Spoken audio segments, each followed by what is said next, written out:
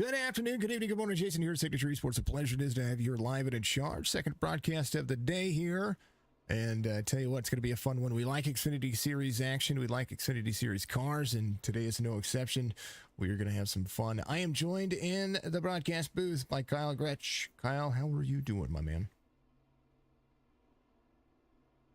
Send beforehand, but hopefully it holds off and we can finish this race here and then we can go enjoy some cup racing afterwards. That'll be the key. We like Cup Series action. Let's go over your starting grid here for Nashville Super Speedway, one of the newest tracks, actually one of the oldest tracks that got a repave and some new additions, and now we're going to have some fun. So back in the season for the second year for the NASCAR circuit. We're going to be back at it here for the No Toad Racing League here. Sixth race of the season, I do believe. Davey Hendricks is going to be your pole sitter, and he's going to be having some fun, no doubt, in that number 88 Races machine. Ileana Hamilton's going to be there, the outside pole sitter. John Creedler, Johnny Brugg make up that second row. Alan Dixon and Justin Malarkey, well, I tell you what, they're in the mix. The MR73, we're talking about paint schemes. He's running that classic paint scheme for iRacing. Matthew's going to have the 24 in lock with Terry Brooks to the outside. The 023 looks fast as ever. Rob Hattenbach and Dustin Parton are going to make up row number 5. Scott Kelly and Sid Kashishian is going to be out there in row number 6. And Nick Biddy is going to be starting from 13th. You got Christopher Harrison in 14th. You got Nodge John Crutchley in 15th. You've got Jason R. Benson in 16th. You got James Lawson in 17th. Brian Cooper in 18th. And the last person making a time is John Barton in 19th. You've got Gary Sargent starting 20th. You've got AJ Binish starting 21st. And we have Marshall Harris starting 22nd. Mr. McFly himself, the M-Fly 14, tail into the field, folks. We're going to have some fun, and I feel a little bit better. I think the Dayquil has finally kicked in, and I'm ready to go. iRacing pace car, the non-existent Tesla that is not the Tesla logo on that thing, but it looks like a Tesla. I was going to pace him around here. Nashville Super Speedway is a ton of fun. 120 laps for the drivers here for the NTRL. 79 degrees on the air temperature, 62% humidity, partly cloudy sky, 6-mile-an-hour wind, 65% fuel, 4 sets of tires in the pits, 1 fast repair on the 1.3 mile quad, or not quad, over the tri-oval area is sketchy, flat track, concrete, very loud racetrack. You're going to notice that as we get going, and they're going to be up to speed, and it's going to be a ton of fun. No Toad Racing League, ready to go. Look at it for the first time this season. Green flags gonna wave right about. Yeah. Davey Hendricks gets a good jump off the start there. He had a little bit of issues with his VR headset beforehand, so he almost didn't participate. And he's won a lot of races this year, so that would have been a shame not to see him participate. You know, a ton of fun this racetrack is, and because he had some issues, I think he's going to look to try to stay out front, and that's where he's going to be holding on. Flat track, not really a multi-group track. We're going to see a lot of this concrete track kind of work into its own advantages, but that outside wall out of turn 4 is going to be met with a lot of right side aprons, right side quarter panels, I do believe. Yeah, and you have to be really careful exiting the corner here, because if someone on the outside kind of checks up because they're starting to push out and might hit the wall, you might be at a disadvantage there and potentially hit somebody and cause an accident. So that's something that you need to keep an eye on throughout the night. Throughout this race, we're going to see a lot of contact. 24, Matt Parasini gets hit by the 98. Still running straight, though. The 24 falling back just a little bit there. Parasini here. Oh, we get a crash in the back. There's a big crash. All right, fastest lap of the race already ran Davey Hendricks, but we're going to have an issue with AJ Binish. He is going to be off track. He's able to avoid that one. With Marshall Harris getting involved. We'll take a look at what happened. Maybe I had to alt F4 there. That's what it looked like. I'm not quite sure. Maybe something happened there. The 14 already had some left side damage. Let's take a look. Maybe some contact, maybe some netcode contact. Not quite sure. Need to find. We had already hit the wall. All right. So here's the 14. Let's take a look at this lap right here. For these fine folks. Little far chase view for you. He's there to the outside of, I believe that's a 66 right there, or the 96. I think it's a 66. It's upside down for me here. High into the corner, his exit puts him up towards, talk about getting into the wall. Well, there's 14 behind. 68 had a run. 68 went to the high side, says, I've got this. All right, we're going to pass on the outside. 14 down to the bottom. How about a good run, good run, good run, good run. And he just gets loose.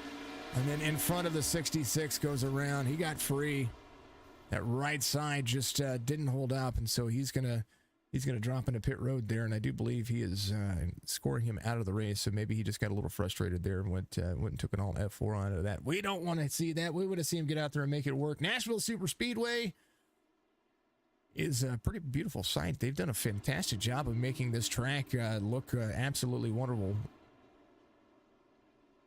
Yeah, and we're looking at a 120 lap race here, and fuel wise, we were looking at about a 38, maybe 40 lap if you're able to stretch it on fuel. So we might see some people come down here just to kind of top off and extend that first run. Not a bad idea. Save the set of tires. Just make sure you're on a different pit strategy. Nothing wrong with that. Some people may come in and get some of that damage repaired, like the 48, and he went ahead and maybe topped off some of those, some of that damage. The 7 is going to do the same thing. A little right side for the 7. Try to make that work for himself as well. Davey Hendricks, your race leader right now. Keys to success for this series. What does he need to do to make that long run work for himself?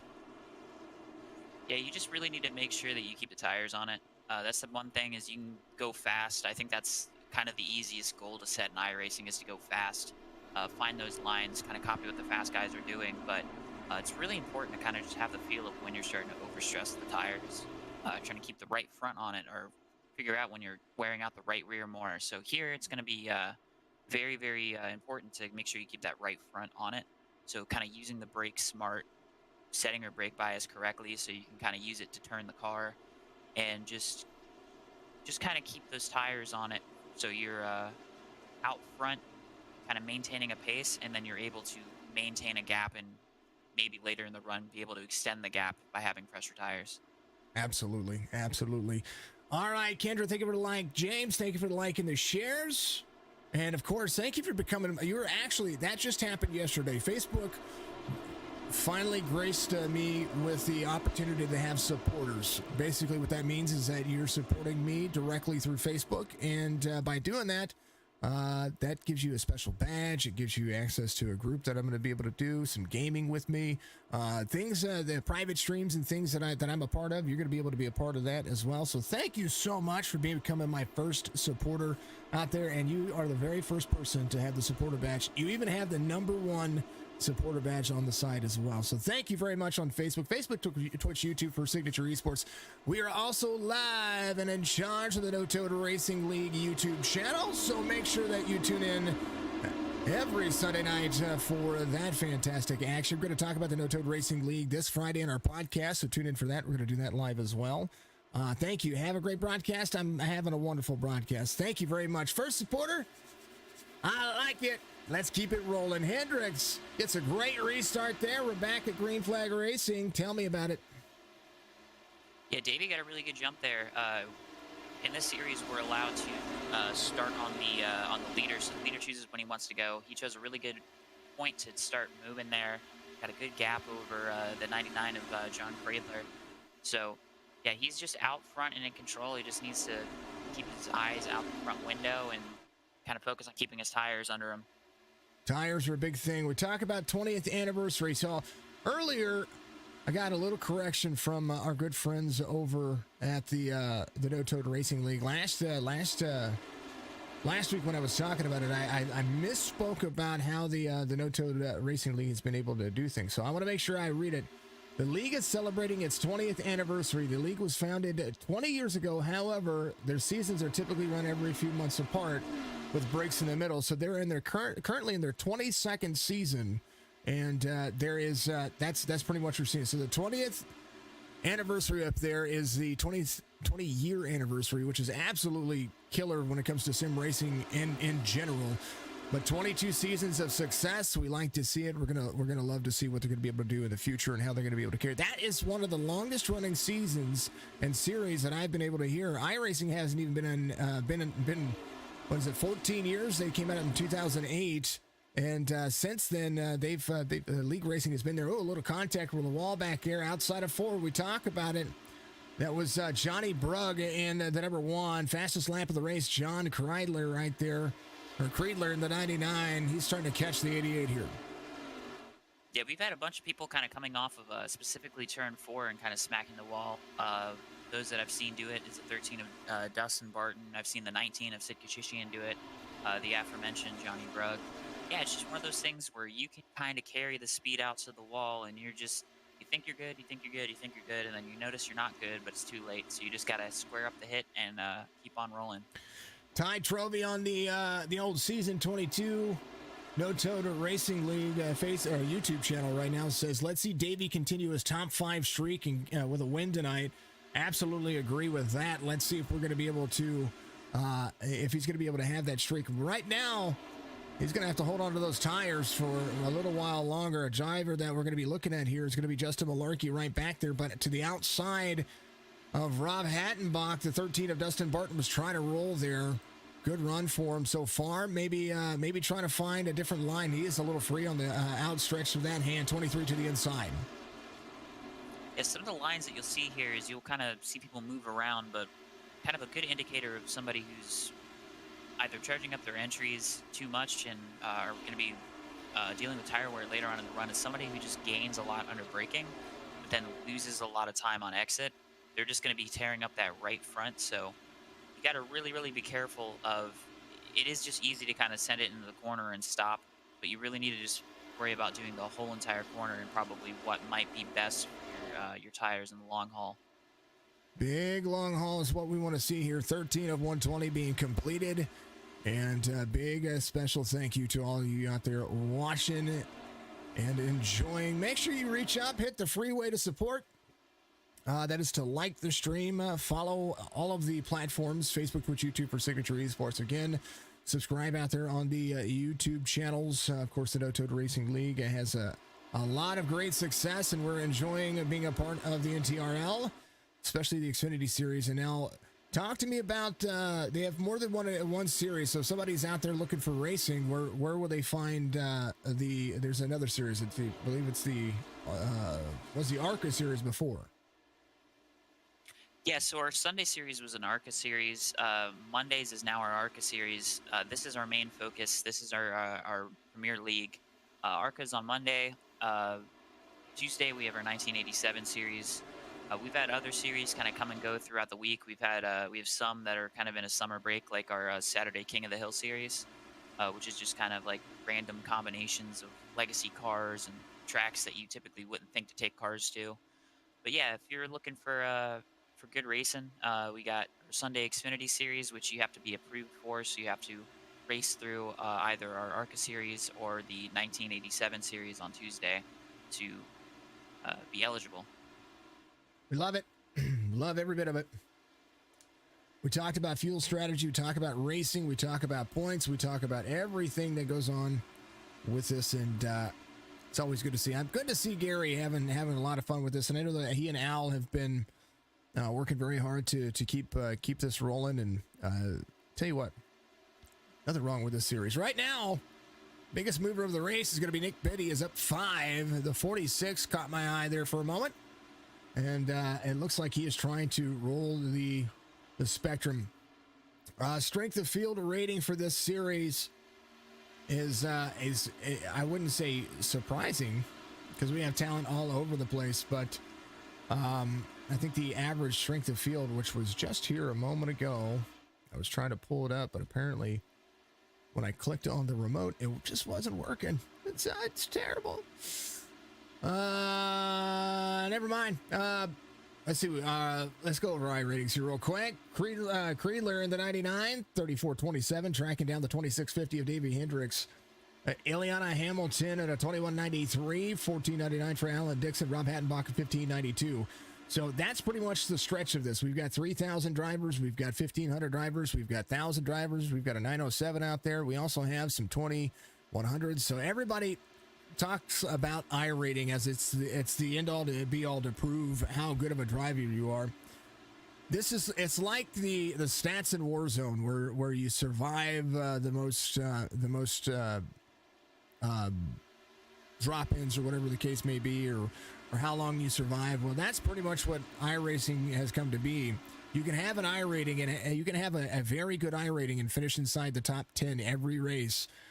And that doesn't necessarily mean that you know the track or you know how to drive. It just means that you know how to survive. So I take that out of the way, and I say iRating is good.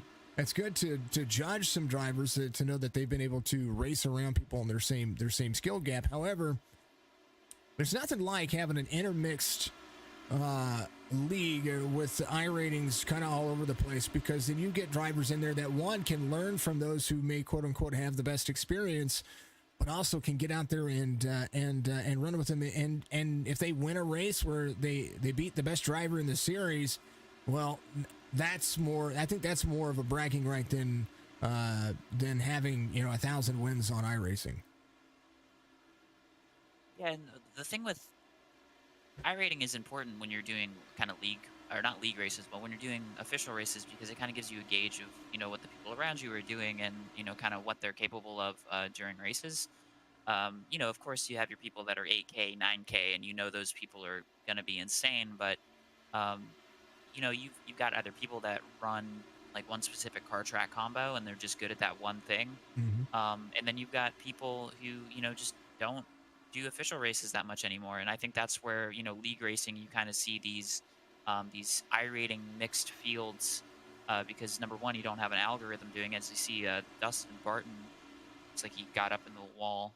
He's continuing on, but yeah, you kind of get these good field differences where you kind of have these drivers who you maybe wouldn't expect based off of an arbitrary number to be running up front, but they are. So that's exactly. Yeah, league racing is Yeah, exactly. That's exactly what I was going for there. And you were talking about 13 here. He does have some significant damage. I think we're starting to see the tires push up this track. And being a concrete track, the difference on concrete can make a rolling difference. And the 68 seems to be trying to close down. So Dustin Barton off 7.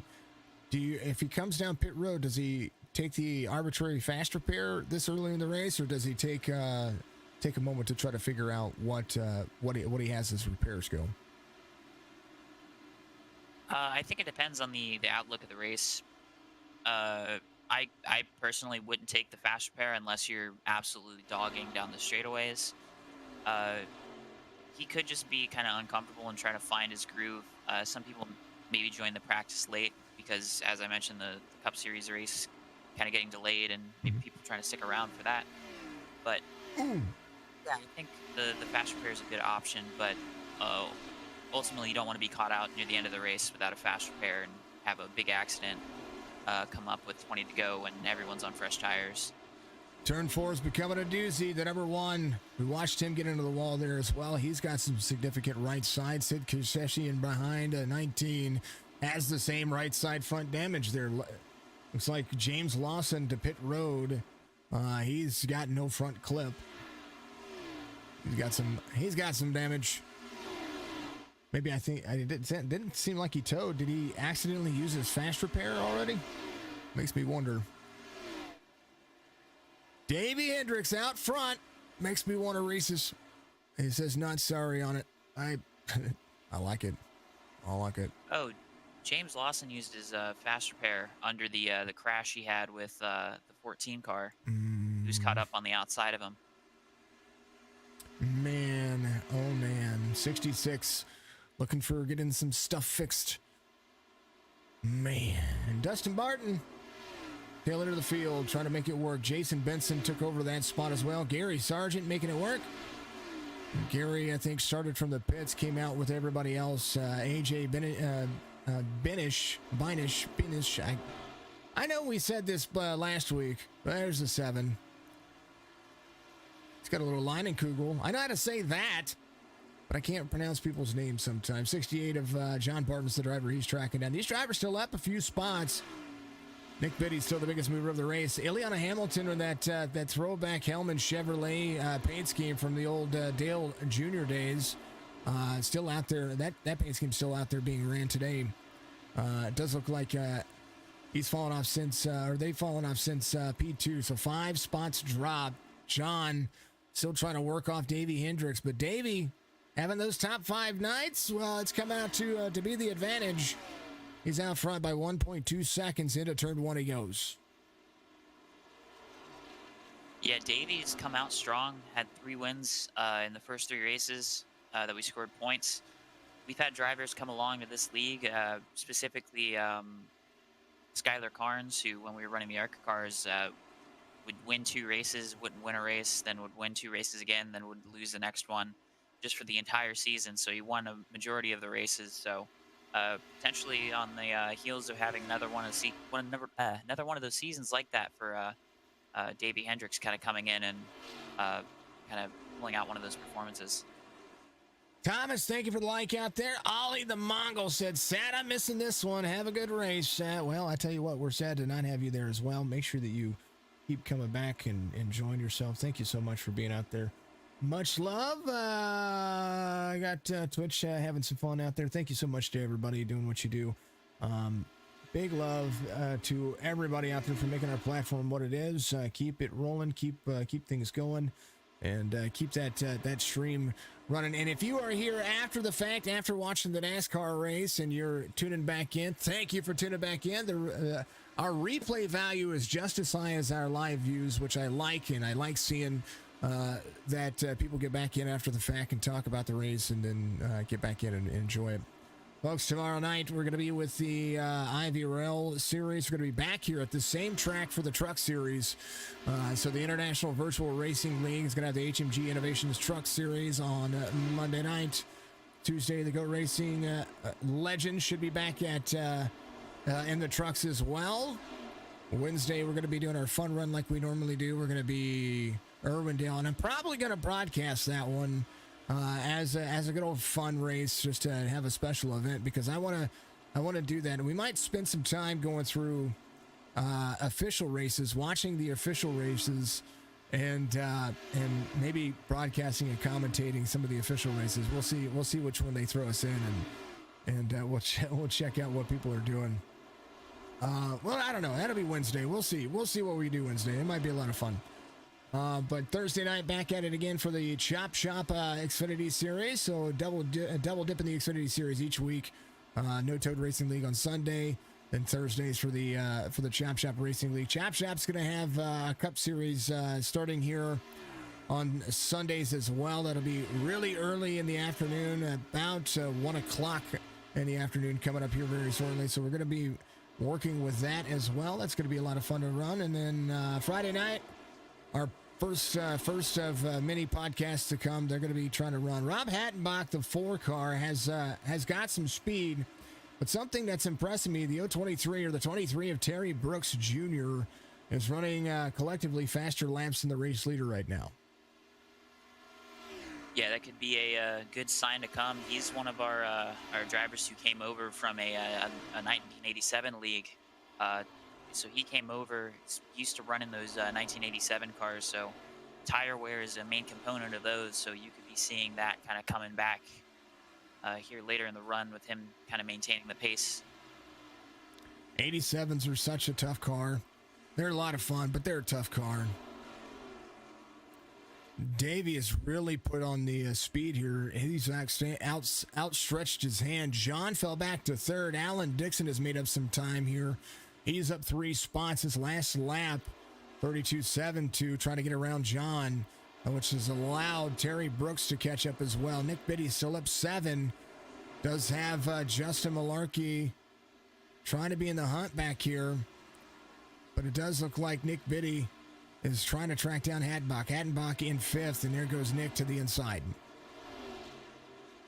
Yeah, Dixon is one of our drivers that's been around for a long time. I am 22 years old, so I was not here when the league was founded, but he has been racing for NTRL for a long time. He might, I'm kind of fuzzy on the stats, but he has not won in a while, and he is pretty up there in the win category. I think he's got something like 40 or something wins back in the NR 2003 and NR 2002 days. So he's a hot shoe, but hasn't been in victory lane for a while. Tonight might be his night.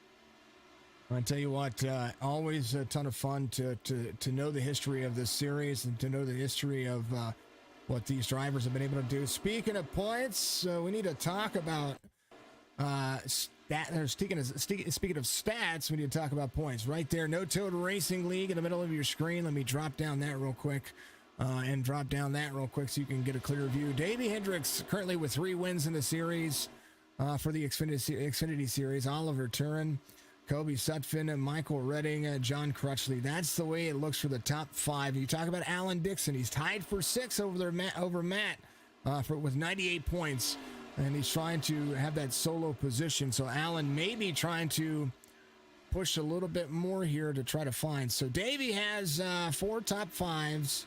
4 top 10s, and 3 wins in the series. His first win that did not happen was last week, and that was Justin Malarkey, who won the first race of me coming back to stream for the No Toad Racing League. So good love, good fun for the drivers.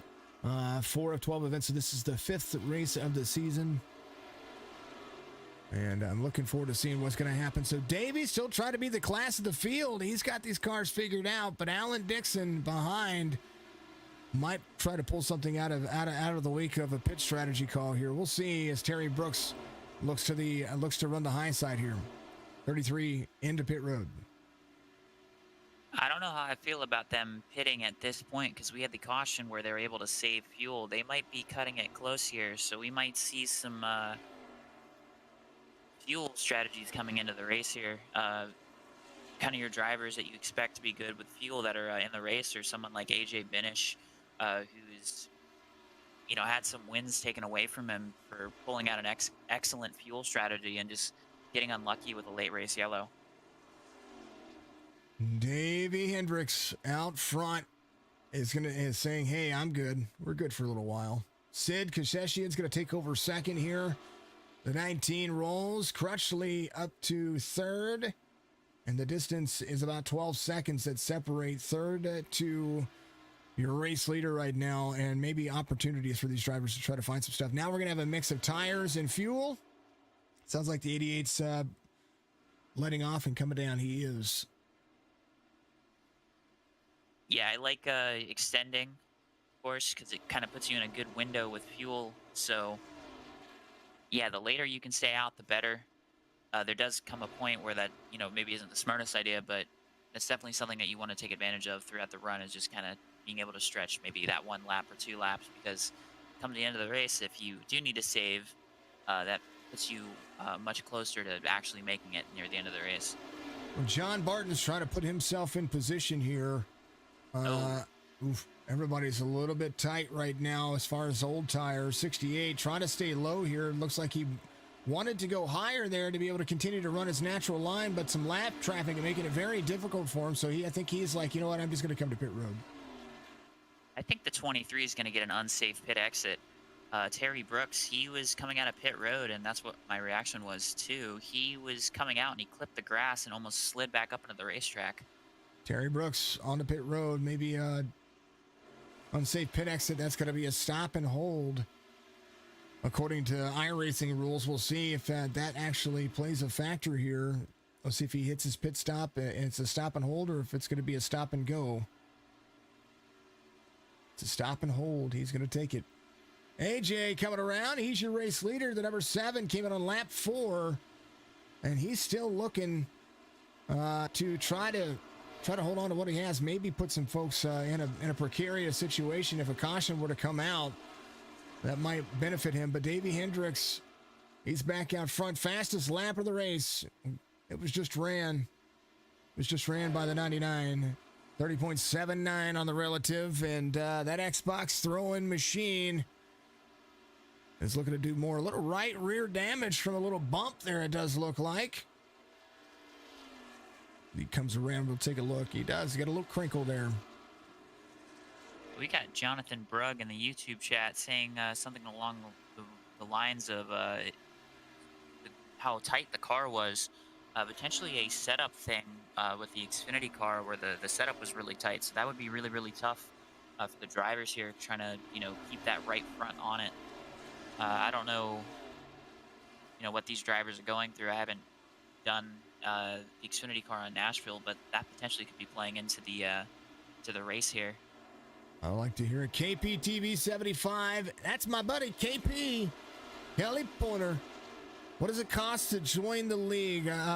He's asking out there. He asked a little while ago, about a minute ago.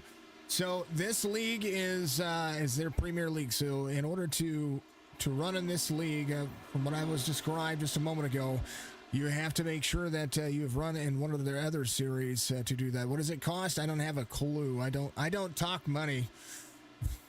What's up, KP? Good to see you out there, my friend, on YouTube. Hey, guess what? Subs are enabled on Facebook now, and I love it. That's a huge milestone and a weight lifted off my back. I'm happy about that. I'm enjoying the fact that we've been able to build something so cool. AJ to pit road now. He's going to fall a few spots. Maybe put the pressure on Davey Hendricks here. AJ actually spun coming on a pit road, so he lost a ton of time. But to answer the question about what does this league cost, it's costs nothing. If you want to join, it is free. Just to be accepted for the Xfinity series, you just got to do a couple races in the ARCA and the 87 series and kind of just get a stamp of approval. It's just kind of a litmus test to make sure that you don't get people in here who think they can take every corner flat out. I'll vouch for KP. I will vouch for that, man.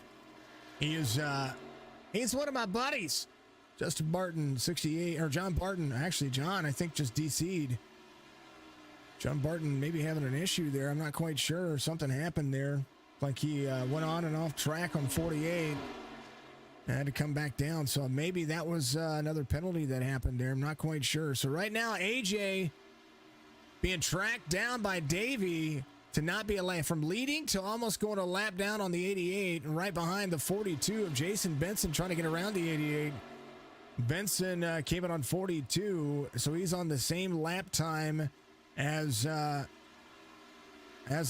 driver. So Terry Brooks ran his fastest lap of the race just a moment ago, 31.10. So Terry's starting to figure some things out. He's faster than Davey right now.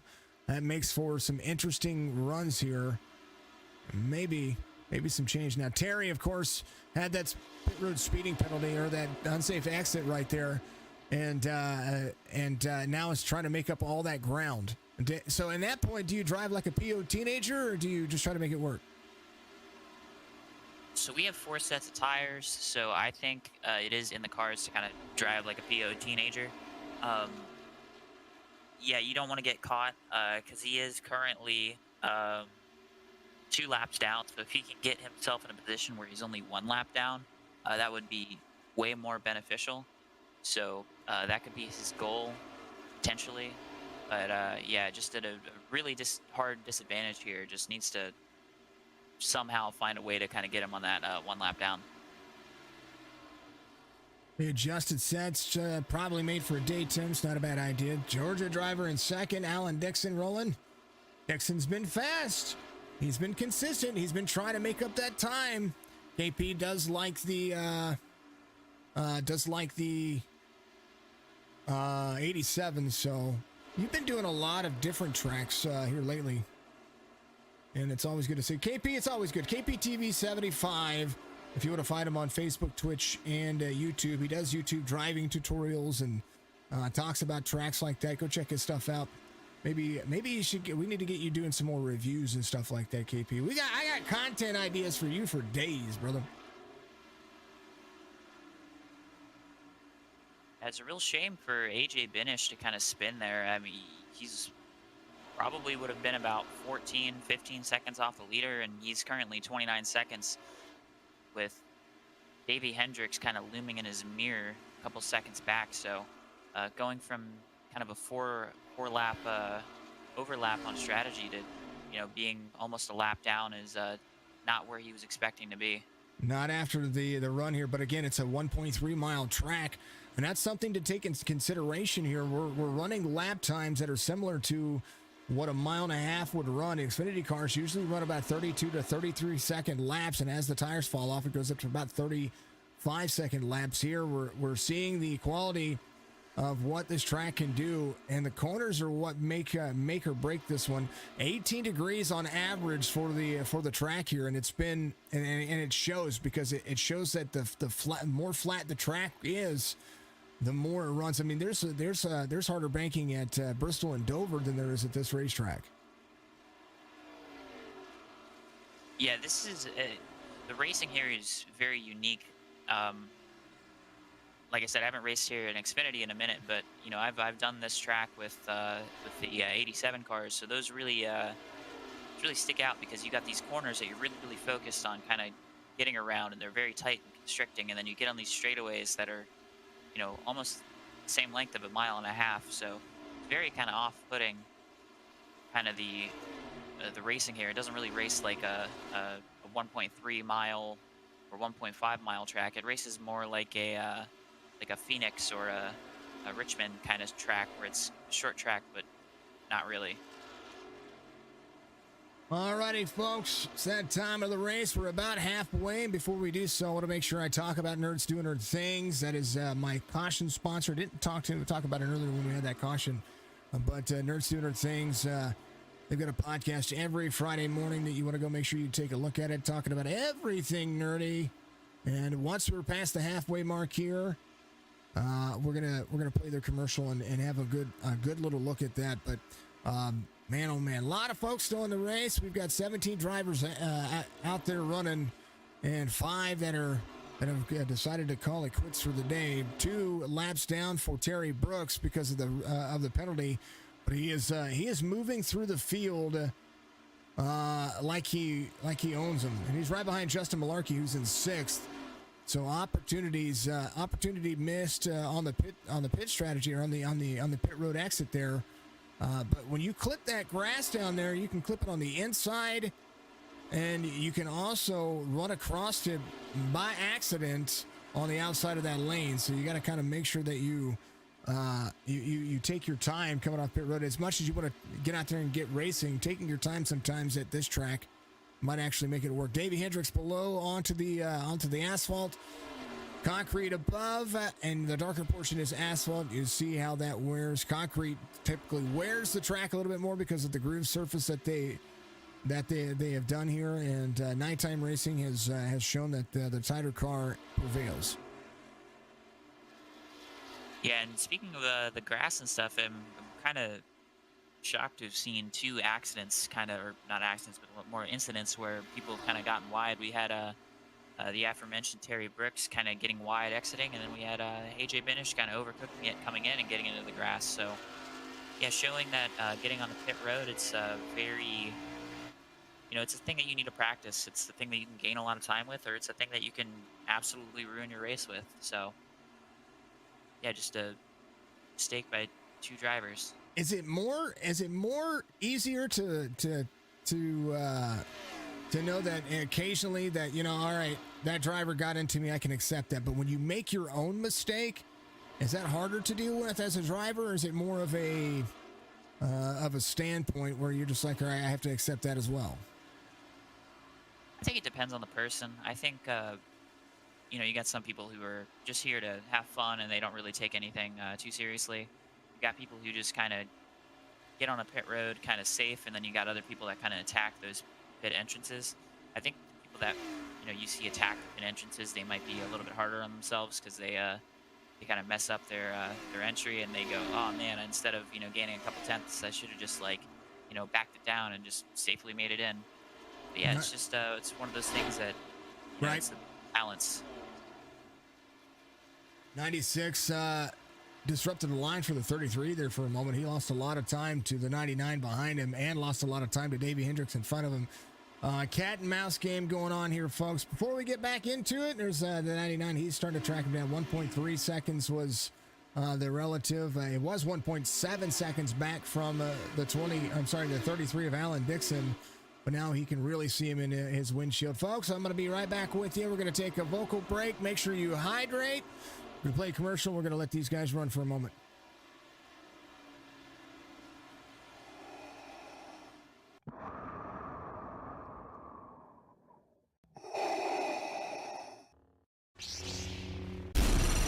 From From Mordor to Hogwarts to Gotham, the nerds have come together to create a show for nerds by nerds.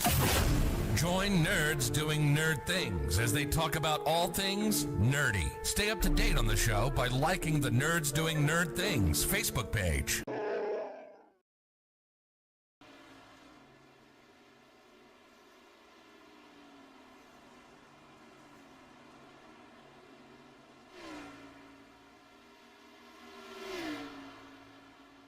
Davey Hendricks out there putting a whooping on him.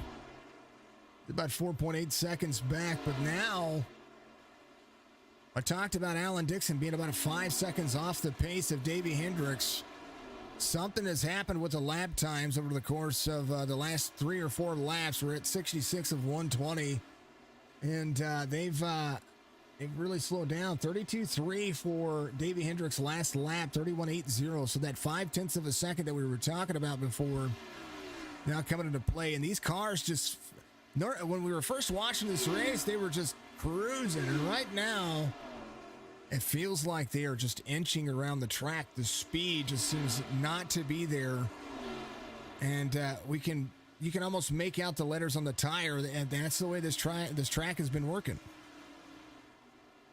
Yeah, and you're also seeing a lot of people with that right side damage just from tagging the wall.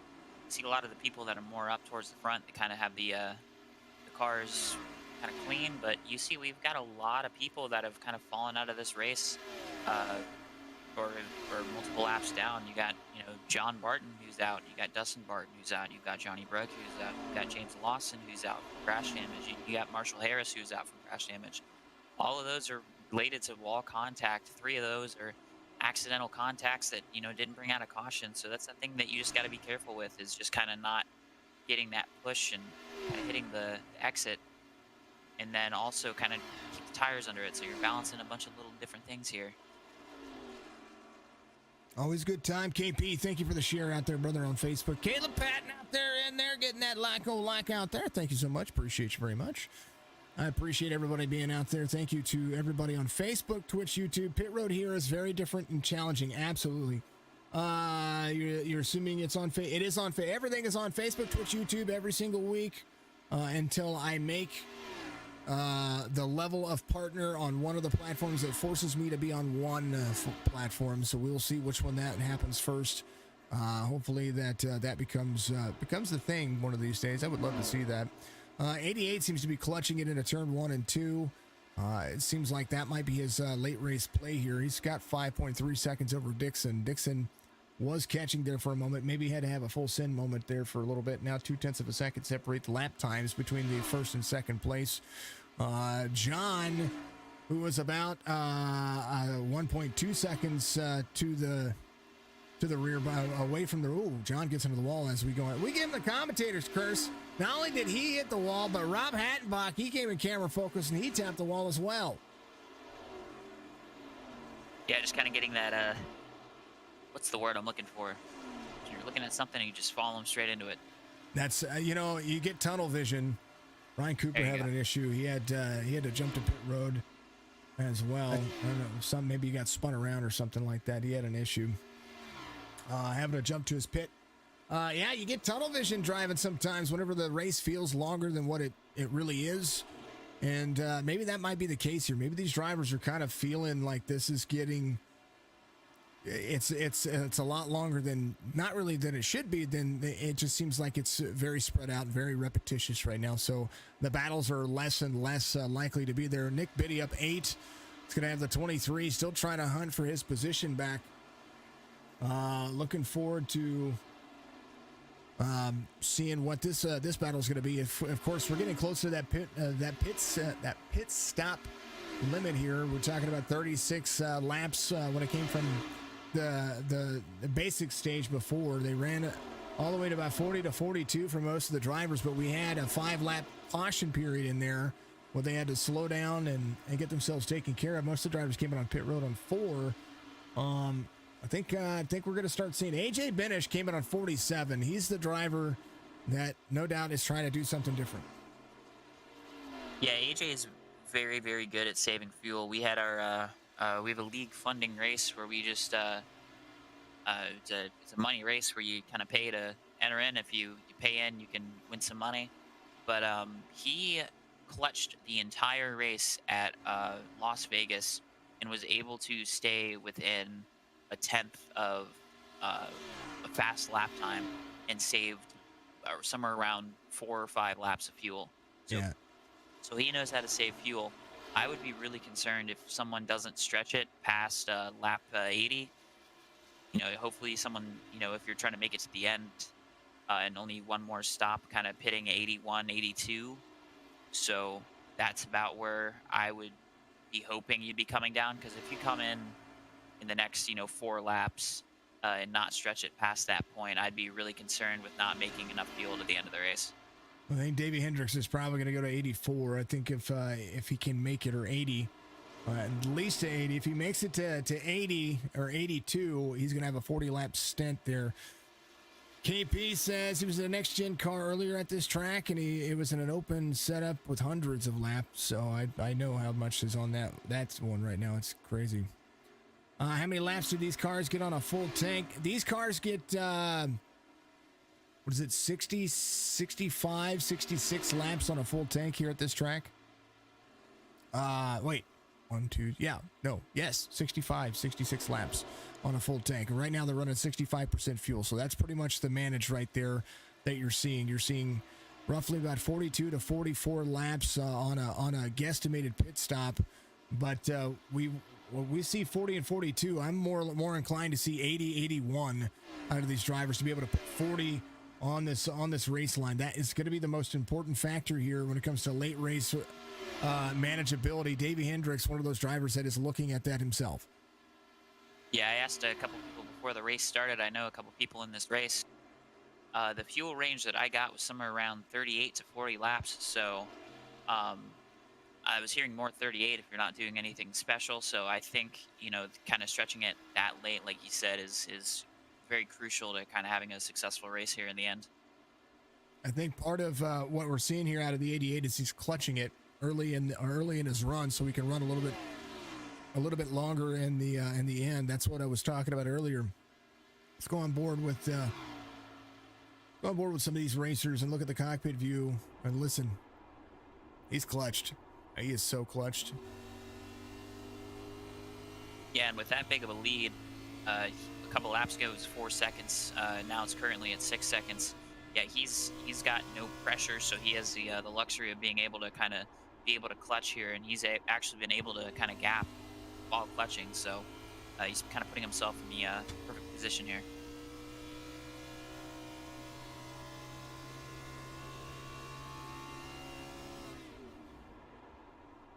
Yeah, we've got another retirement to add to the list. It's Brian Cooper.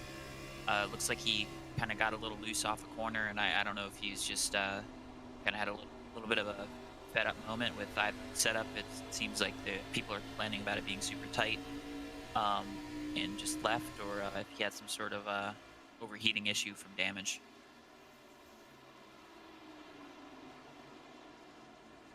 The possibilities are endless on that one. 98, 99, there's the battle going on right here.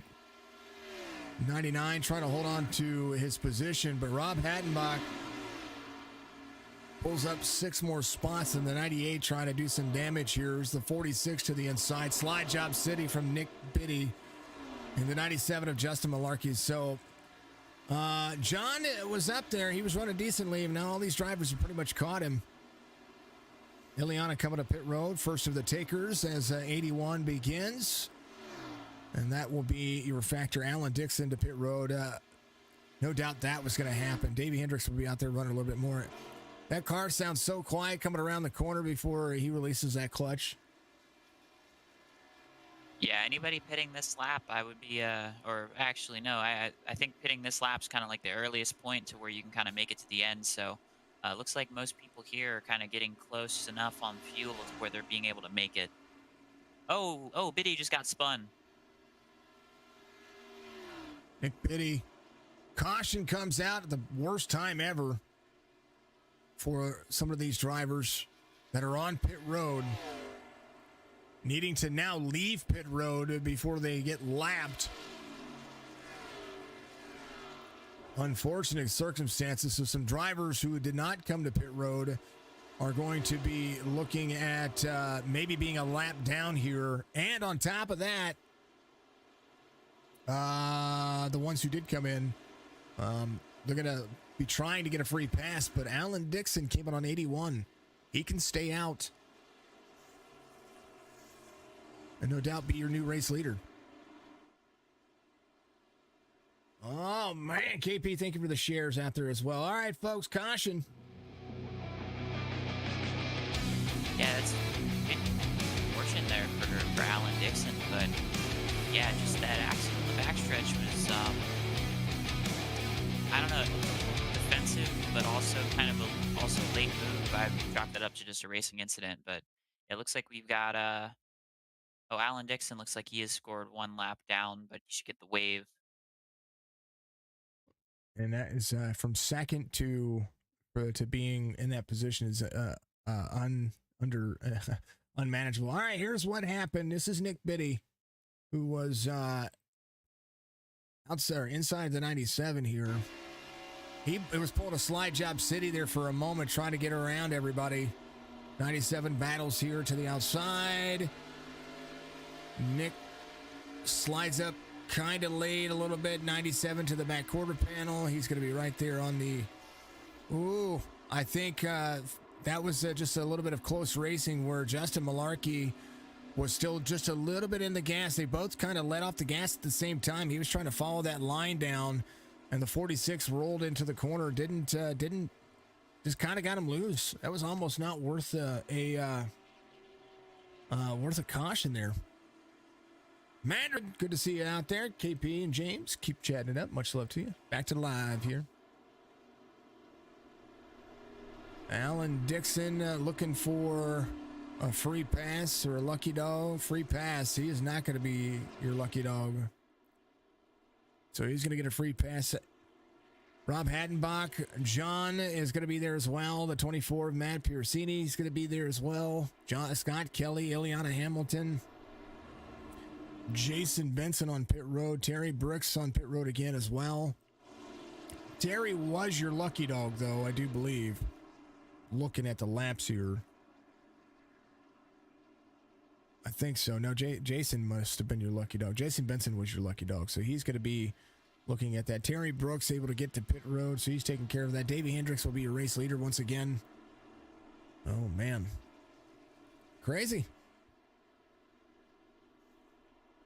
Yeah, so we've had 4 sets of tires, and we're going to have 3 pit stops here. So if there is a caution kind of 10, 15 laps in, you got a choice in your hands and whether or not you're going to risk it and think there's going to be even a later caution, or if you're just going to put on the fresh tires. But yeah, just a avoidable caution, but you know, it's a racing deal. It's, you know, whatever. Yeah. But yeah, we got a lot of things that are going to happen here. Just got to wait for the iRacing scoring stuff to go through. You know, iRacing doing what iRacing does best. Keeping us waiting for more stuff. No, totally joking. All right. Lights are off on the pace car. We're going to go back to double file here. 88.97, 46.19, 48.7. That will be your front 6. And what this does, it gives everybody a chance to look at the back bumper of the 88 one more time. And while he says not sorry, you know that jump's coming.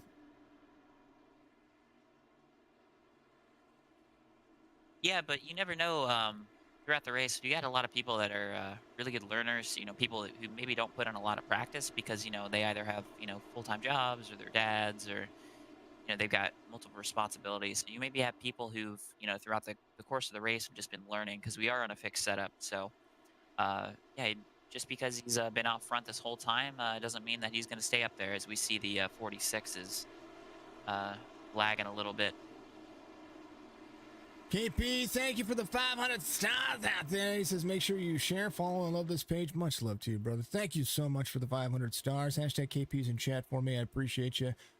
Kelly Pointers Motorsports giving us a bunch of shares. You guys have shared this thing 32 times today. Thank you so much.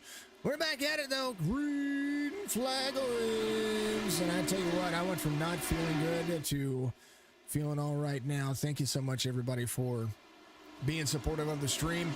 Kyle gets a cut of that, so share more. We're gonna share our earnings with Kyle. We need to do that. Kyle's been doing a good job. First time for a consistent co-commentator in a little bit. So Mr. Gretsch has been killing it. So you gotta love having that. Oh, Gary Sargent in the man. Wall. I saw that was a it. heavy hit. He saved it. Dang.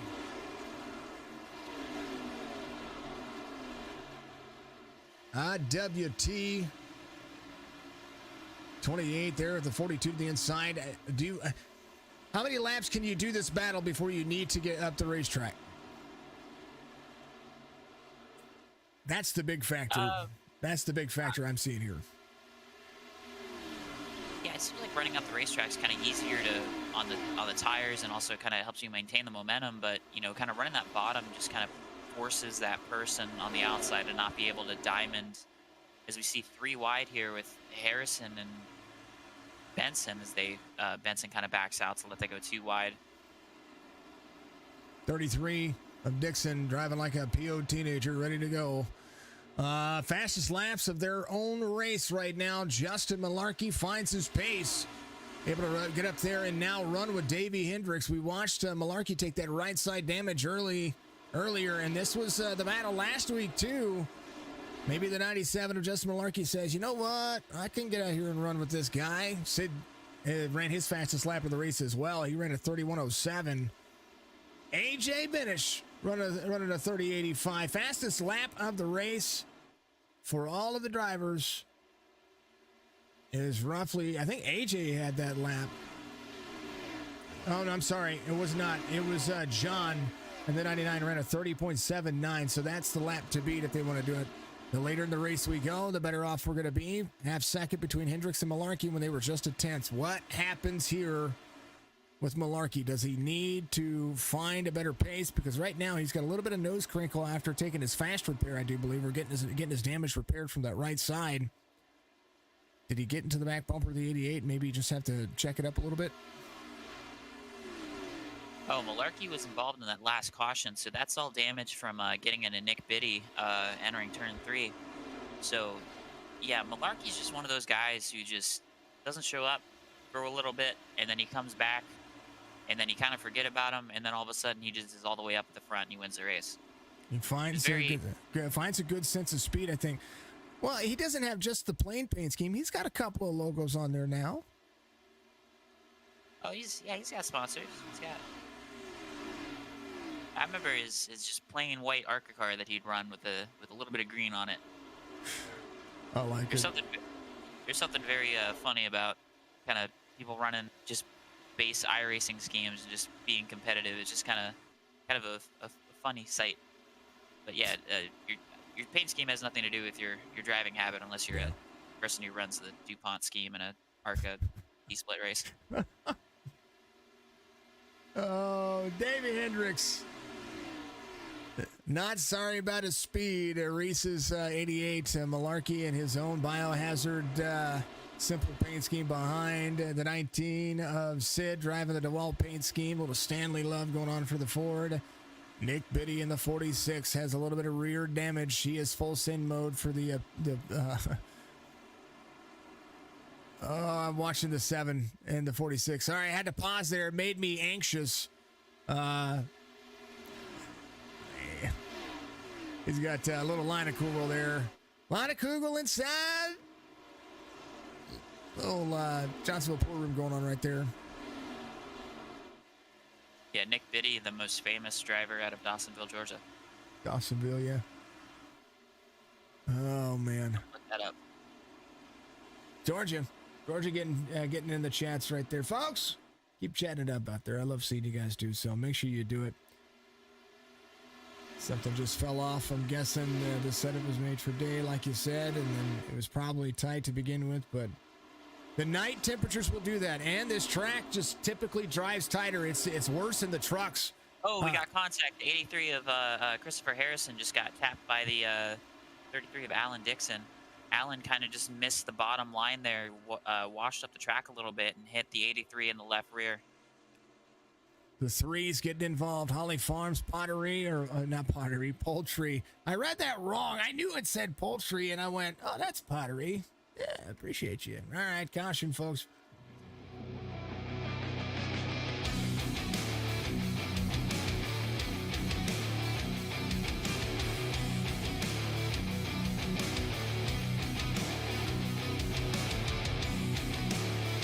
No helicopter award.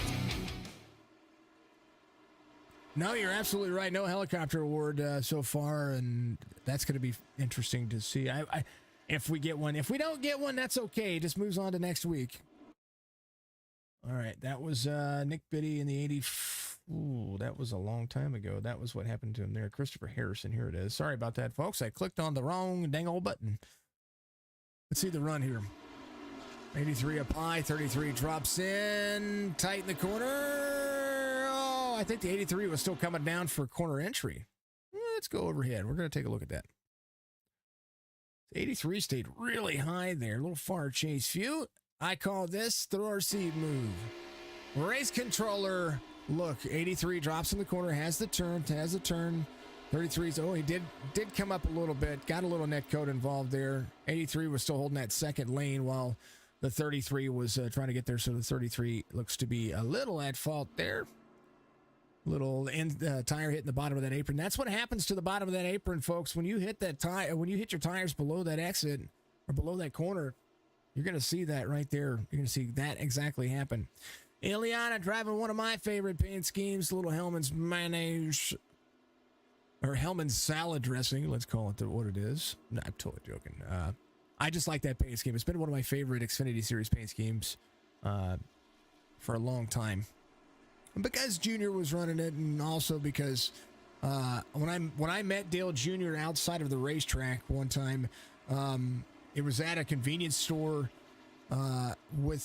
He had his fan vote thing that they got it was a contest they had, and they were traveling around with the Xfinity Series Hellman's Mayonnaise car to each of the racetracks, and they were going from the West Coast somewhere else. I couldn't remember where they were going, but they were traveling through I-70, and they stopped in my town where I was living at Glenwood Springs, Colorado. They pulled it into a convenience store that was over there because somebody needed something or whatever the case may be. But there was Dale's bus and this couple, and they were all traveling together, and it was really, really, really stinking cool. Never expected that in a million years, because normally drivers fly from location to location. They get there when the hauler sets up, and because they take a couple of days off, but he was actually traveling with them, and it was absolutely incredible to see. And that's first time if I saw that car, that paint scheme, and I got to meet the family, and I got to meet the drivers, and got an autographed ball cap from Dale Jr. Most humbling experience from a driver that I've ever seen. I like Dale.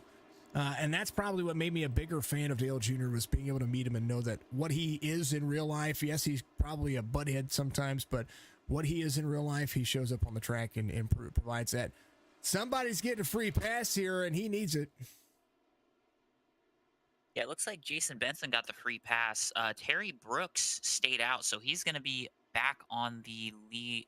I think he's going to be one lap down this time by. So that's really good news for him if we get a quick caution, because I think also, depending on when the caution comes out, he might get fresh tires here, and he might be at a tire advantage coming through the field if that caution comes out. But yeah, Dale Jr., one of the nicest guys in the entire field. I luckily also got to get a picture with him.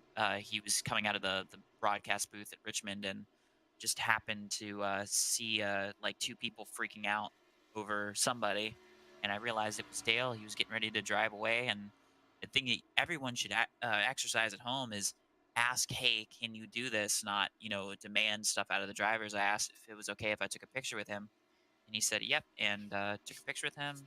Got a quick little like, hey man, love the podcast, fist bump, and he, said, hey, have a safe drive home, and off we went. When I ran into him, it wasn't even I saw everything that was outside, but at the time I had been working for the Garfield County Sheriff's Office as in the bailiff position and doing court stuff over there, and then I was trying to become a canine officer through Citadel over there. And it was just me going in between court, and I was between court breaks, and I was trying to get something to drink for my lunch break, and it was just a happenstance thing, you know. I actually turned around. I was walking up to the door, and I ended up opening the door, and there he was, and I was like, oh, I didn't even actually think he was there. I was like, oh, very cool, the holler and all that stuff's out there, and I opened the door, and there he is, and I'm like, all right, and he's short. He was sitting in a golf cart for me, so I have no reference of height-wise. But yeah, Davey went really early. Oh, we got a crash in the back, Gary Sargent. Oh, no. Gary's involved here. Backed around. I was getting ready to ask you after of course, the green flag run there, and I was hoping they were going to get settled. I was going to ask you when you thought the next caution was going to be statistically here. 20 laps to go. We're getting down to the point where everybody's going to be a little bit more aggressive. Malarkey, and that might be good for Davey Hendricks, but it might not be. Kendra, thank you for the hydrates out there. I went ahead and redeemed those. Thank you so much for all that. Dang old dang. He is 5'10", yeah. I mean, okay, so I am like, I'm tall. Okay. I am tall, so these personalities are bigger than life, and 5'10" is nothing to sneeze at. I mean, it's average height for most folks, and I've seen folks that are, 5'8", 5'9", 5'10", just be larger than life. But when you're 6'3", 6'4", and you go, all right, you tend to look at people and go, all right, you have such a big personality, you're such a big dude, like it'd be awesome. Great benefit for Terry Brooks here, though. He should get the lucky dog, and he should find himself with an opportunity to get some tires. And that's fortunate for the 23. Actually, he should have been the lucky dog, right? He wasn't involved in that. I don't know. Let's go back. We'll take a look. He might have made contact with the 28 just by netcode. I swear he didn't touch him, but maybe he got a 0x there, kind of passing the accident. Oh, something happened to 28. Oh, he did. He got a net code. Let him go around. Something happened to Gary there, and it was rough. Hold on. That was rough. Let me back this up. Something happened to his wheel. Or something. He went right. We're seeing a lot of people. I was just about to make a comment about it just before I noticed Gary kind of veer into frame and hit the wall. There's a lot of snap oversteer exiting these corners, so I do think that was just him kind of trying to get hard on the gas. It did. It snapped. Yep, you're absolutely right. We're watching on board here. He was drifting. It sounded like he was drifting out of the racetrack, and man. So Terry Brooks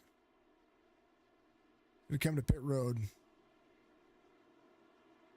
Unfortunate for him getting a 0x. He looked to avoid that, and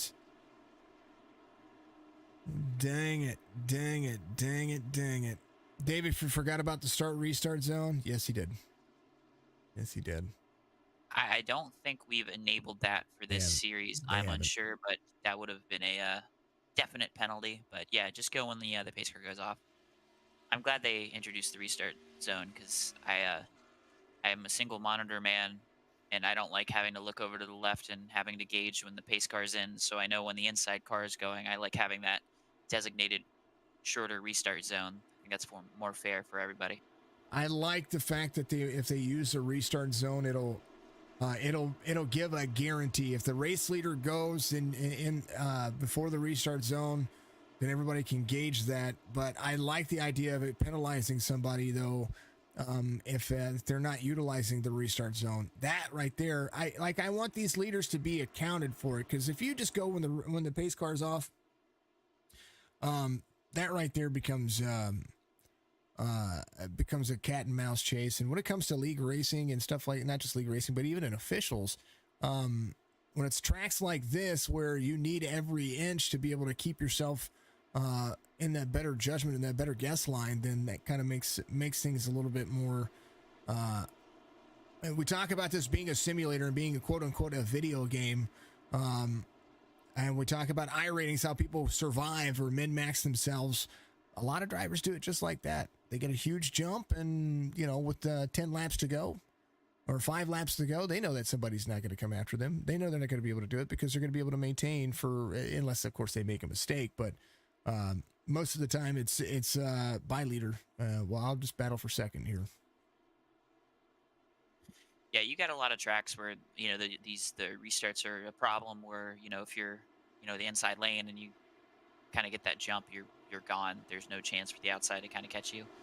But yeah, no, except for super the restart speedways, zone. don't jump on a super speedway. Oh yeah, that's bad for you. Don't do that. I don't think anybody should ever do that. Well, I think we've seen it happen once or twice in this league where people think like, okay, it's a restart, I gotta go, and then like they go, and then everyone catches up to them and passes them. So they go from first to first to 14th. Yeah, and they lose a bunch of spots, and there's a new pack that's formed. Davey just goes. And there's just no way to defend that right now. I'm not saying that Davey's doing anything wrong. He's just taking advantage of stock car racing from the very beginning was all about taking the advantage away from other drivers. That's why you saw cheating and parts manufacturing, things like that in NASCAR in the early days that just kind of made for not so great racing and some dominant names that made a lot of money, making that as interesting as possible without quote unquote cheating. But now this is a game of cat and mouse. Now Davey, when he runs that jump right there, that makes it so that way Malarkey, Kashishian, Dixon, all those guys, they have no clue. They don't know when he's going to punch it. Almost had a crash in the backstretch. Almost went 3 wide, and person on the low side heard clear, and they started coming up. That was Ileana Hamilton, John Kreidler, and the 34 of Douglas Kelly. Kreidler trying, yeah. Right. Well, they're already still shaky back there. It's hard to get a routine whenever you have such few laps to go. The 99 to the outside of the 73, 24, giving a little unfair love to the 73 there. 73 at the racetrack, 24 to the 99. Good run. Little rear damage for the 24. 73 drops into the corner. 99 is going to be trying to pull some pace here. 24 might lift up the corner low. He keeps it high. So that's good. Oh, no, not this time. Kreidler getting a little love tap from the 24. 7's going to be right there in the mix. 7 drops in. 99's shaking his bird out the window. I'm going to have to go back and look at that. I think the 99 just had to check up because he got close to the wall, and he would have been clear coming off the 24 coming up, but yeah, the 99 just maybe slightly got off the gas there. I don't know. The 24 is getting dangerously close to these cars, and I'm saying that with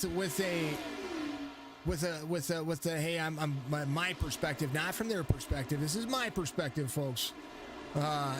When you get a little dangerously close to the vehicle in front of you, you can find yourself not having the right distance when it comes to if a car does check up. Now that's the thing, is that even a little lift of the throttle here puts you. Oh man, 19 of Kashishian hitting the wall there. But you find yourself in a predicament, and it's kind of the way it rolls. Not knocking Hendricks, folks. He's doing what he does. 97 to the 19. They've got a little battle going on here. Dixon back to 4th. So Alan Dixon trying to rebound with 10 laps to go, try to get himself at least back to 2nd. He's been he hasn't had a win in a little while as far as the news goes. Oh man, 19 into the wall again. Yes, it's kind of putting himself in a position here to let Alan catch him. He was holding pretty tight there with Malarkey, but he just started, like you said, he hit the wall this lap, and he hit the wall a couple laps ago, as we see Alan Dixon kind of washing up the track a little bit. Yeah, let's see if Alan Dixon can catch Kashishian here. We've only got a handful of laps left. 9, making 8 to go. 19 learned his lesson, gets himself straight lined around. Rob Hattenbach on the move onto the bottom side of Nick Benny. Benny been able to hold on for dear life. He's going to find himself to the bottom, and maybe a crossover move on the roll. 46 holding on. 98's going to clear here up to the wall. They go 46 till rolls to the bottom, straight on the bottom of that top lane there, and maybe driving too straight into the exit there. Crutchley in the 48 has been able to roll the low speed scheme around here. Nobody really making too many bold moves except for back here. Creeley right there in the 99's been able to kind of rebound from the situation he had going on, but still not able to hold on. Scott Kelly in the 34 off 2 from the start of the race. John is one of the biggest losses we've seen, except for Johnny Brugg. Johnny Brugg, of course, started 4th. He's in 20th now after having those issues early. Malarkey trying to close the pace with 6 laps to go. What does he need to do there, Kyle? Well, I think he got put under pressure early, so maybe he burned up his tires a little bit, but you see him holding about 6/10. If I'm Davey, I'm kind of trying to maintain the gap. I'd maybe want a little bit more room than that, but, you know, it could just be that Malarkey is faster. So, yeah, if you're Malarkey, you just need to do perfect laps here, because if you make any mistake, especially at this track, the momentum you need to carry off the corner, you just ruin your shot. As we see the gap kind of maintain and stays the same. Yeah, we got a good battle here for the final step on the podium. We got Dixon close to Kashishian, but you've got a new challenger in Hottenbach kind of on the back bumper of Dixon. And he's going to get there. Whoa, what a run in for the 98.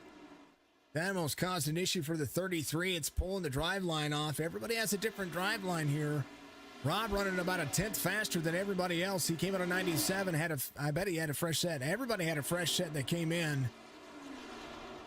The only driver that I was looking to see be able to get back up there and try to compete was the 23. And unfortunate situation for him. He needs a caution here to be back on the lead lap. Maybe battle for a different position here. He's going to be stuck in 16th if that's not the case. And right now,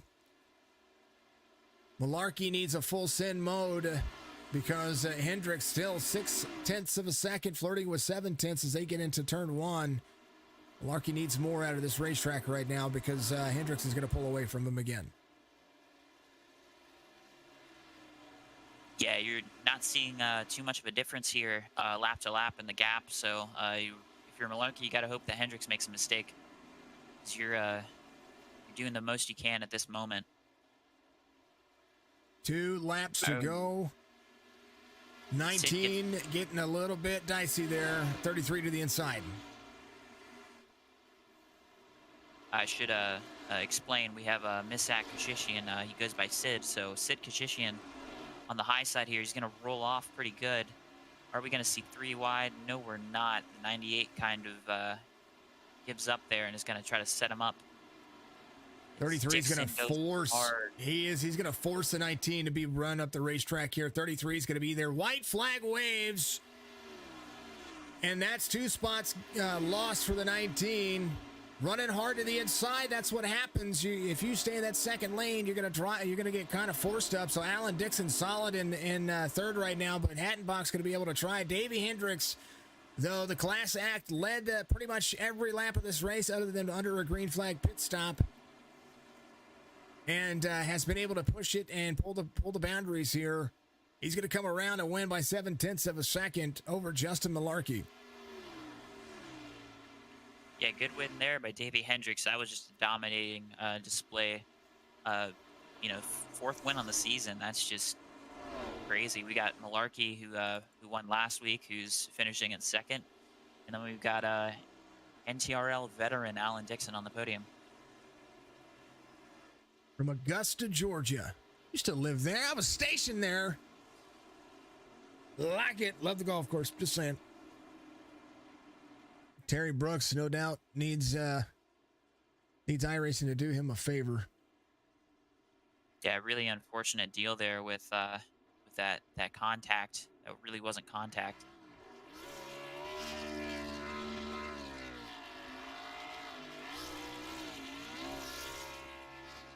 Davey celebrates. We're going over your race results, and that's, of course, brought to you by each and every one of you over here at the No Toad Racing League. Everybody here is absolutely amazing. Congratulations on the race win for Davey Hendricks. Justin Malarkey finished in 2nd. Dixon finishes in third. Congrats on the 33. 98, 19, 46 all finish there in sixth. Now, Sid still was able to rebound for a top five. So, hard racing, just kind of tight the corner. Very nice job for him. Benish in seventh. Piracini in eighth. Hamilton in ninth. And Crutchley in 10th. And we got the 99, 34, 42, 83, 28. That's going to be the next five drivers. Terry Brooks stuck in 16th, a lap down because of a net code thing right there. That just unfortunate for him. He should never have had that happen. Then Brian Cooper, John Barton, all the way through that 18th spot.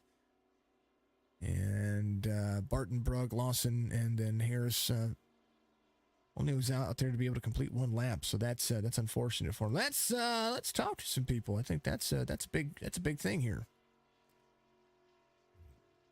This guy, Dave Hendricks, your race winner, 88 wins it. Congrats! I didn't get to see you win last week. Now you're 4 of 5. You've got an 80% batting average. Walk us through the race here. That was a handful. I honestly, the whole game plan was just to save tires. I felt like on a track like this, it's concrete, it's rough. I feel like it's really easy to overdrive going into the corners. I felt like if I could keep my right front on the car, I'd be in good shape. And that was good for probably the first 3/4 of the race. But then we kept getting short runs, and I had to severely adjust how I had been racing the whole time. I tell you what, it seemed like tight racing. They said it was a little looser going on. Track temperatures changed. The nighttime set in. Being that it's tight racing and trying to maintain a gap and save fuel, does it make the concrete track a little different? I mean, it does. I mean, yeah, I mean, there was a good point in the middle of that race to where I was, clutching it and trying to save fuel to make sure I only had to do one more stop. But it's definitely a different feel than what you would get on an asphalt track. Right, so Davey, that's win number 4 of the season. We were seeing in the chat there is a thing about how tight the car was tonight. Was that a particular issue? And what's your comments on the setup for tonight? It was definitely tight, but I feel like that's the case all the time for these cars. They always have, I mean, the fixed setups always feel really, really tight. I just tried to, offset it, get off the gas earlier. In 3 and 4, it wasn't as big of an issue, but in 1 and 2, there was a bump to where if you hit it just right, it would send you straight up the track. So if you drove it in a little bit too deep and hit that wrong, your whole corner is screwed and you're losing a 10th or 2. So it was really just trying to manage what the game had given me, tied with, the bumps and grooves of the track and how to make my way around it. Well, Davey, it is a pleasure to get to talk to you about finishing here, and congratulations on the race win. And look forward to seeing what you're going to be doing next week. Cool, thank you. Always, thank hey, you guys. give you shout outs. It's your time. You got sponsors, people, whatever, family. It's your time. It's your time, Sean, man. All the admins that put this on, Gary, Naj, and all of them, everyone watching. All the drivers that showed up. I know the NASCAR race maybe put a damper on some of the people showing up, but I still felt like we had a good crowd. High Banks Podcast, I have them as one of my associates on this car. Reaper Speed Labs, same deal. Rhino Ratchets, Roderick Racing Development. You guys up in the booth, and I think that's it. All right, my man. I appreciate you. Davey, we'll see you next week, and it's going to be a ton of fun. Yep. See you then. Awesome. Appreciate you. Let us have some fun with some more drivers here. Actually, I'm getting message. So, folks, I love you all out there very much.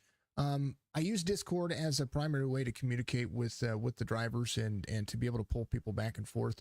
I have the notifications and stuff turned off for a reason, but please utilize like before races and before broadcasts to communicate through Discord with me, so that way I don't have things popping up ahead of time. I want to make sure that, because it kicks me out of it sometimes, and I can't stand it.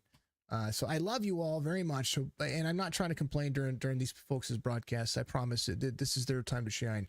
But I want to make sure that that I'm trying to be as respectful as possible to other people, and I've put out everywhere where you can get a hold of me and when you can get a hold of me. So I'm going to say it again as politely as I can, and not try to sound like a butt. But please make sure that you're not messaging me on Discord during the races, so that way I can have things not bounce around for me. I appreciate you. P2 finished for Justin Malarkey today. He had a fantastic race last week. Wins it, comes back. What did you need for the end of this one, my good friend? I just needed the 88 to make a couple mistakes there, just maybe one or two, but he didn't do it. You had a tight racetrack, a little bit of nose damage, just kind of playing around with everybody. You know what I mean? It seemed like Nashville was a handful, and it was a long race, and it seemed like the car went really fast for like 5 laps, and then it felt like it was a tricycle for a moment. Really one of the most inconsistent nights with this car. That's weird. Really quick, I'll get to that though. Yeah, I feel bad with the 46. We were pretty much racing hard. Coming out of turn 2, I got out of the gas when I was in the outside line. He was coming up. I didn't want to get any contact there. And then going in the corner, we just kind of misjudged it. I don't know if I got on the brakes a millisecond later. I was on the brakes, and then I just kind of got into him still, even though I was on the brakes before we even made contact. So I just feel bad about that. Glad no one really lost spots and everyone was able to recover. All right, so you won last weekend. You get a second place this weekend. You currently have moved up to fourth place in the points. How's your championship here looking for the rest of the year? We'll see. The 88 just keeps piling up wins, so that's definitely going to be hard. But yeah, back to what you were saying before that question. The first run, I was 12 seconds back. On the second run, I got it down to like 8.6. And then the third run was about 8 laps, and I felt like I was really great. And then we pitted again with the final caution, fourth run. The car just kind of went away. It was really interesting how it changed so much. I've never really experienced that too much. Tell you what, Justin, it is always a pleasure to get to talk to you. We know that Pennsylvania is always proud of you. And we also know that you're a hell of a racer. When can I give you a paint scheme that is not so white and green?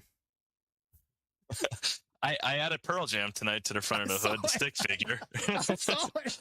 I'm getting there slowly. Every week I'm going to add a little touch here and there. I love it, man. I love it. No, I'm totally giving you a hard time. If every race that I've ever seen you run, I don't think I've ever seen you in a full paint scheme ever. I mean, but it's okay. It's okay.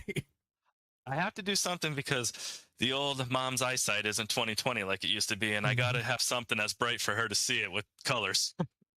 You know what? I'll let you run my Albert Einstein one. It's very bright. There you go. I'm sure it is.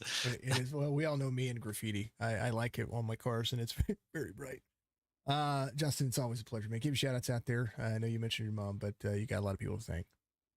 Yeah, well, thanks to you and Kyle for putting on this. Signature Esports is just a great, great company, obviously, as we know. I did order a T-shirt, so if anyone's looking for some cool T-shirts, get out there, get one. I'm excited to get mine. My dad's waiting for his too for Father's Day, so he'll be pumped. And shout out to all the people that were watching. I hope they got a lot of comments, some likes, get the league some exposure. It's going to be a ton of fun, and we like seeing these guys have these battles, especially when the series goes and starts getting later and later in this. I think that I've got faith that that point lead might shrink a little bit, but I don't know. We never know. David's pretty fast, and you are too. We'll see. All right, my man. It's always a pleasure. We'll see you next week or in the next race. Have a great one. Always, brother. Appreciate you. That is Justin Malarkey, the 97. And last but not least, they say it's a slider on there. Alan Dixon finishes in third. My first chance getting to talk to you from Augusta, Georgia. Alan, you are the veteran of the series, they say, and you finished third here. They're rooting you on for a win. Walk us through your place here. You had to come get around some insurmountable odds here for a moment. Yeah, I was sitting there and I'd already calculated out that it's going to go green the rest of the way, and Davey's going to drive away and win. And I'm like, I'm in pretty good shape for second because I had good long run speed. And then that caution come out while I was on pit road, which really just killed me because it took me back from being second to being like ninth. And then it was just a battle trying to work your way back up. And then I screwed up and touched the apron and won. It shot me up into the 83, 82, 83, I think it was. And unfortunately got into him. But other than that, it was a good points night. Now All right, so you move I all was the going way to up. say Kyle gets to talk to you because Kyle knows a lot about you, and I'm learning more and more about you guys through Kyle every day. So Kyle, go for it, man. Yeah, I've hit you a couple times. Yeah, you had a good night tonight. You moved up to second in the points. You said you were set up there for the long run. So did you feel like you had anything there for Davey, or were you just kind of sitting there in second place? No, I wouldn't. Not unless he did something wrong. I wasn't gonna catch him. The first run, I didn't lose him by that much. I was staying. We kind of leveled out and we stayed even with each other. And I thought I did a pretty good pit stop at the end of the first 40 whatever when we changed tires and obviously I didn't do nearly as good as I thought I did because I ended up a couple of seconds further behind him. And at that point, then it was just I was long run. I was better than most everybody else, but I was not as good as he was. All right, so this is your strongest result of the season. It was good to see you kind of running up there in the front, and let's hope get more shots at it in the future. Yep. I definitely, it's much more fun to be in the front than it is in the middle or the back. I agree. I concur. I concur, sir. I concur. Alan, it's always a pleasure to meet you folks, and I'm going to get to know you guys more and more throughout the rest of the season here. But it's your chance. You get to give shout outs. You get to talk about whatever you want and whoever you want to talk about. It's your time to shine, man. Just thanks for all y'all do, you and Kyle. I had followed you before you had even ever started broadcasting for us, Jason. So I knew that you put on quality broadcast. And you know, apologies to the 83 because I'll have to go talk to him because that was definitely on me. But it was a good thing. Enjoyed it, and we'll catch all of y'all next week. That's going to be a ton of fun, Alan. We look forward to seeing you. I knew I'd recognized your name, so I always appreciate being able to broadcast folks who have been. You've followed me pretty close to, I don't know, maybe 3 or 4 months into the start of me doing this. So you've been a follower for a minute. Yeah, you broadcasted a season with MDOT, and I ran in MDOT. Yep, I do remember that. And that was a long time ago. Holy cow, man. It feels like I just started this yesterday, but realistic, if I look at the calendar, it's 2022, and I started this in 2020. Holy cow, man! It's just Well, good. Yeah, I won't get into when I started this. Actually, I was going to ask you that. So 20 years of racing with these guys. With No Toad Racing League, they have 20 years of sim racing and what they're doing with this. How long have you been with them? I was running in another league, and we had an interleague race between the league was called Growl, and this would have been 2002 probably. And so anyway, they came over and we ran hardcore mode, where it's no out of cockpit, no aids, no anything, and so they had to learn, and then the two groups got to be friends with each other, and so I started running with them and got to be real good friends with Gary and Rafter and several of the others, and so we just kind of been together ever since. Well, I tell you what, it's awesome. It's awesome to see. It's awesome because racing in general, sim racing in general, has gone through its progression from different systems to the PC grind to pretty much everything that we see. I've been running simulators, or not simulators. I've played. Let's see, was it 94? Was the first time I ever played a racing game, and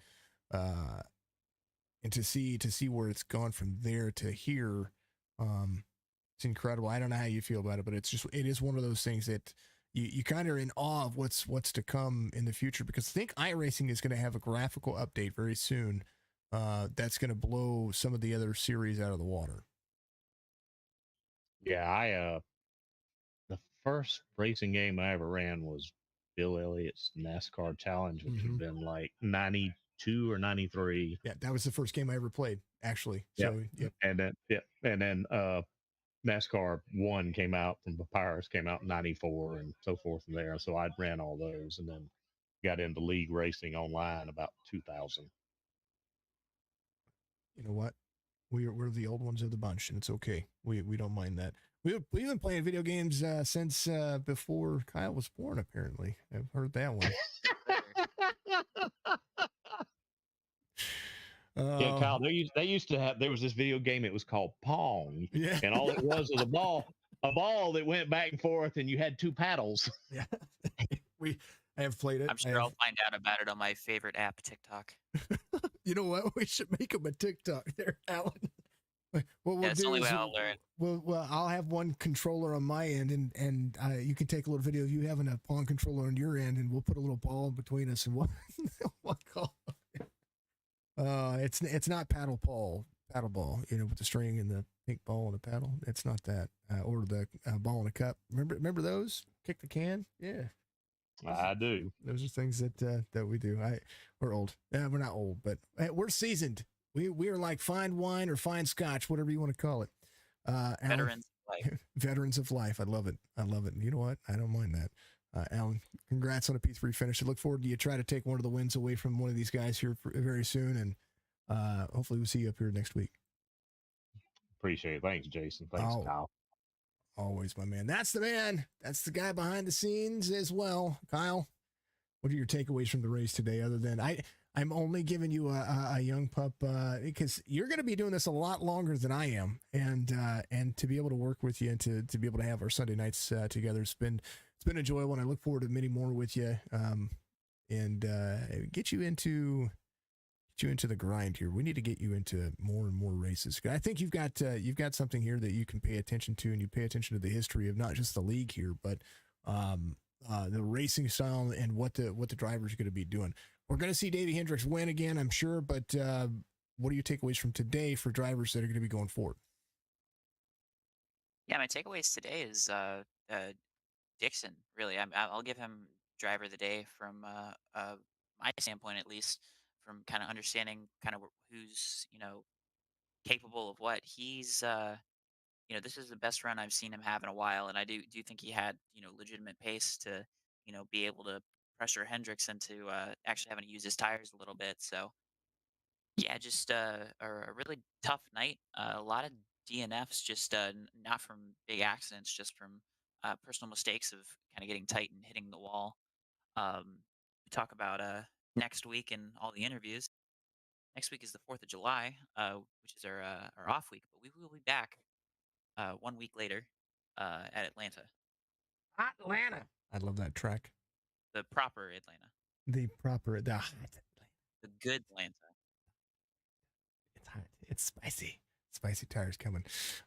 Folks, my takeaways from this race is that I'm learning more and more about the series. I've loved this series from so when I first started watching iRacing to kind of pick up what I was doing and watching league races, I've called county races and dirt races pretty much everywhere. And something that I've come to notice is that this is a whole different animal. There's a lot digitally going on. One of the first series that I've been able to follow, and I followed the No Toad Racing League prior to me starting kind of really building the brand of Signature Esports as one of the platforms that you depend on to get out there and do this. So the No Toad Racing League has had me in their sights for a long time. Not vice versa, not just them to me, but me to them, because I've really liked this league. I did their championship race. It was such a good race that day.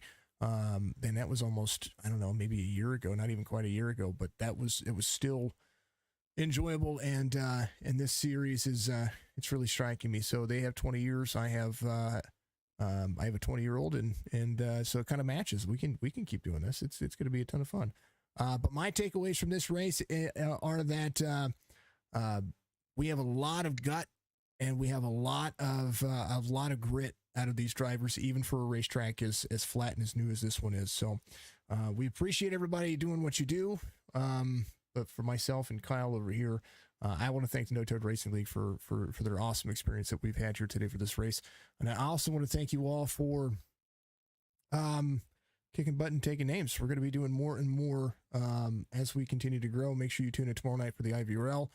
That's going to be a ton of fun. That truck series is going to be right back here at Nashville. They're going to run some laps and enjoyed their race line. And thank you to Nerds Do Nerd Things for being my constant sponsor each and every week. So, just another day in paradise for us all over here. Kyle, we'll see you. We'll see you in a couple of weeks. Happy 4th to you, man. All right, you too, and same to everyone at home. Be good, folks. We'll see you in the next one.